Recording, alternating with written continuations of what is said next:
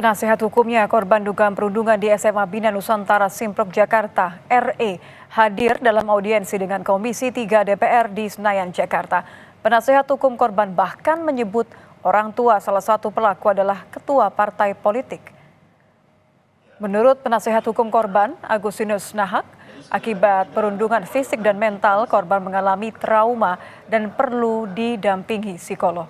Korban diketahui telah dirundung sejak November 2023 atau sejak pindah ke sekolah di Simpruk tersebut.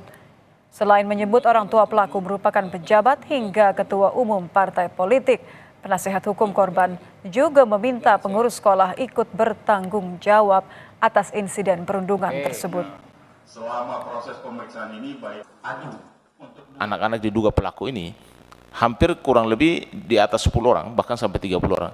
Dan ada geng-geng tersebut mengaku bahwa dia anak daripada pejabat, dia adalah anak pengusaha hebat, dia juga anak daripada ketua partai, sehingga mereka minta supaya si korban RE tersebut untuk melayani mereka.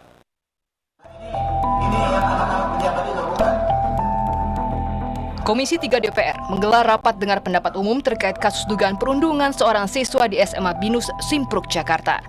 Rapat dihadiri langsung oleh korban RE, didampingi penasihat hukumnya. Hadir juga pihak sekolah serta tim penasihat hukum dari 8 anak terlapor. Wakil Ketua Komisi 3 DPR Habibur Rahman menyatakan, DPR menemukan ada keinginan semua pihak untuk menyelesaikan kasus ini. Sebenarnya ini kan terkait anak, sehingga kita juga perlu kebijaksanaan. Siapapun di pihak A atau B, kedua-duanya adalah kedua belah pihak adalah anak, ya. Namanya anak salah aja, ya. Salah aja artinya tidak langsung kita hukum, tapi bagaimana dia bisa memperbaiki diri ke depan.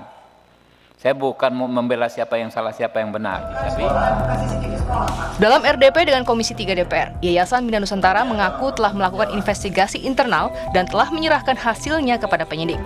Pihak sekolah tetap membantah ada pengeroyokan terhadap korban. Enggak, Pak. 1 lawan 1. Jadi seperti kayak sepakat 5 detik ya, nanti berhenti gitu. Jadi ada jurinya gitu loh Pak, ada wasitnya yang memberhentikan. Dan itu juga munculnya katanya ya Pak, kembali lagi berdasarkan hasil investigasi kami sendiri, munculnya itu ide dari pihak anak korban sendiri. Berdasarkan keterangan mereka tidak dikeroyok Pak, tetapi 1 lawan 1 karena kesepakatan tadi. Selain itu, pengelola SMA Binus Simpruk Jakarta juga mengaku telah 4 kali menggelar mediasi antara pihak korban, pelaku, dan orang tua. Bahkan pihak sekolah telah memberikan skorsing terhadap 8 anak terlapor. Namun keluarga korban memilih menempuh jalur hukum meski sekolah berharap kasus bisa diselesaikan lewat restoratif justice. Tim Liputan Kompas TV.